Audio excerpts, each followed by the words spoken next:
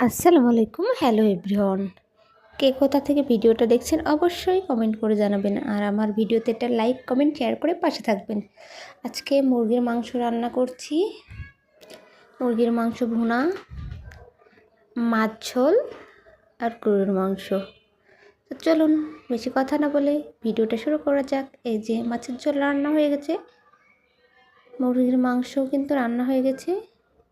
এখন আমি আপনাদের সাথে গরুর মাংস রেসিপিটা শেয়ার করব। আজকে আমি অন্য রকম করে গরুর মাংসটা রান্না করছি। প্রথমে পেঁয়াজটাকে ভেজে দিয়েছি, এরপর পেঁয়াজের ভিতর মাংসটাকে ঢেলে দিয়েছি। এরপর আমি যেটা করব,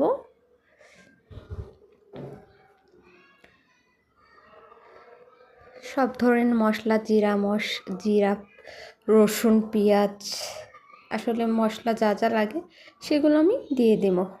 দিয়ে এটার সাথে খুব সুন্দর করে এটাকে আমি কষিয়ে নেব, যাতে মাংসটাও কষানো হয়ে যায়, সাথে মশলাটাও কষে যায়। আর গরুর মাংসর পিসগুলো দেখেছেন কত সুন্দর সুন্দর, খুবই দারুণ, কিন্তু দেখতেও কিন্তু খুব বেশ দারুণ লাগছে। আপনারা চাইলে কিন্তু এভাবে রান্না করে দেখতে পারেন।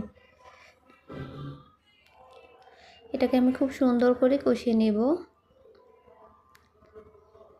এই যে দেখতে পাচ্ছেন কষানোর পর কালারটা কিন্তু সেই জোস এসে খুব সুন্দর করে কষানো হয়ে গেছে। গরুর মাংস, যে কোনো মাংস কিন্তু কষানোর কাছে টেস্টটা, ফ্লেভারটা আসে। তো এরপর আমি অ্যাড করে দেব আলু।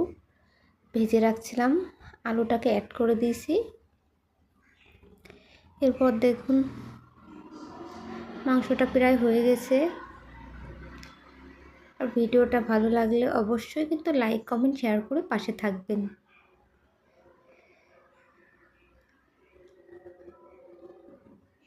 ধন্যবাদ সবাইকে। আল্লাহ হাফেজ।